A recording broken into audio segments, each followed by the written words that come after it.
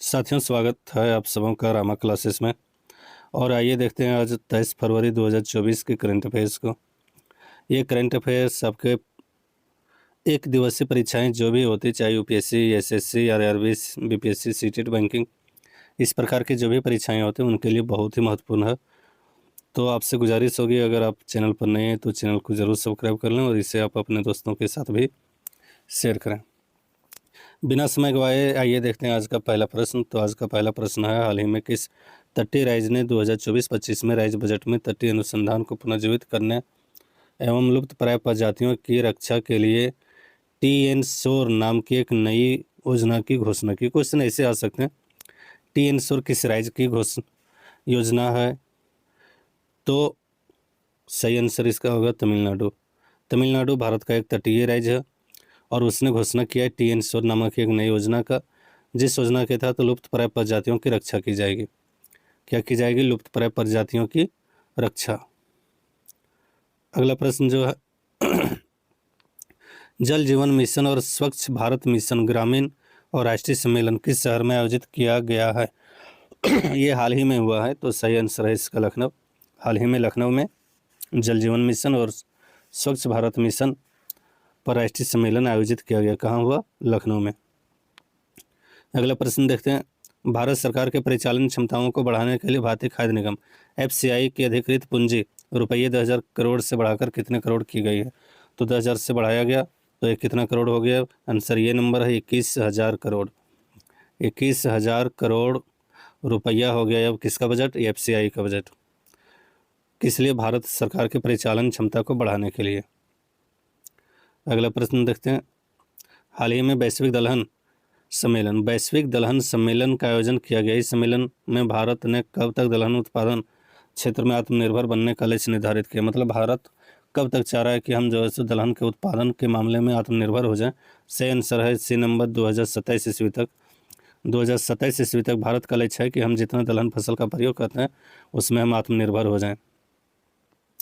अगला प्रश्न, भारतीय बंदरगाह की दक्षता को बढ़ाने के लिए सागर आंकलन दिशा निर्देश लॉन्च किया गया है। किसके द्वारा?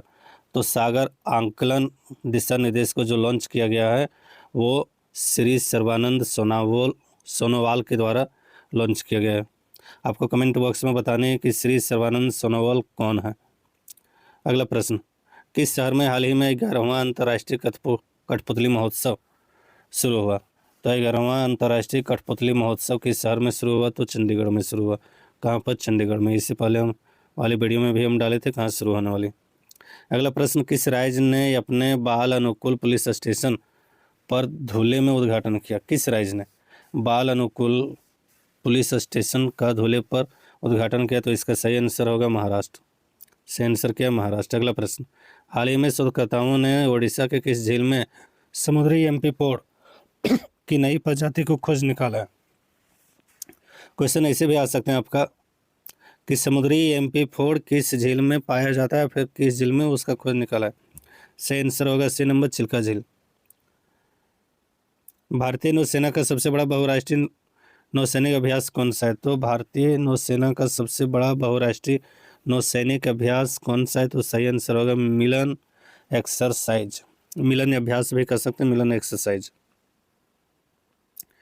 ग्रीस के प्रधानमंत्री भारत के 4 दिवसीय राजकीय यात्रा के लिए दिल्ली पहुंचे, उनका नाम क्या है?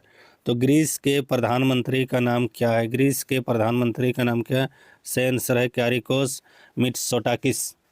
मिट्सोटाकिस। अगला प्रश्न, हाल ही में देश के 27वें राष्ट्रीय विधि विश्वविद्यालय की औपचारिक शुरुआत उत्तर प्रदेश के किस जनपद में हुई? जनपद का मतलब हम लोग जिला जिसको कहते हैं डिस्ट्रिक्ट। तो उत्तर प्रदेश के किस जिला में 27वें राष्ट्रीय विधि विश्वविद्यालय की घोषणा हुई? तो सही आंसर है प्रयागराज, जिसका पुराना नाम इलाहाबाद था। आज का 12वां प्रश्न, भारत का पहला अत्याधुनिक लघु पशु अस्पताल निम्न में से किस स्थान पर खोला जाएगा? अत्याधुनिक मतलब लेटेस्ट जो है, किस राज्य में किस स्थान पे खोला जाएगा? तो सही आंसर है इसका सी नंबर गुरुग्राम हरियाणा में है। हेनले पासपोर्ट इंडेक्स 2024 में भारत की रैंक क्या है? तो इसमें भारत की जो रैंक है वो है बी नंबर 85वीं। अगला प्रश्न, हाल ही में हिमालयन बास्केट की शुरुआत किस राज्य में किया गया? हिमालयन बास्केट की शुरुआत किस राज्य में किया गया? सही आंसर है इसका C number Uttarakhand, C number Uttarakhand. और आज का अंतिम प्रश्न, तो हाल ही में निवेश शिक्षा और संरक्षण निधि प्राधिकरण ने जागरूकता बढ़ाने के लिए किसके साथ समझौता किया है? तो इसका सही आंसर है development bank of Singapore. Development bank of Singapore के साथ समझौता किया किसने? निवेशक शिक्षा और संरक्षण निधि प्राधिकरण। किसके लिए? जागरूकता बढ़ाने के लिए। किसके साथ समझौता किया? Development bank of Singapore. चलिए इसी के साथ आज का ये वीडियो समाप्त होता है। धन्यवाद।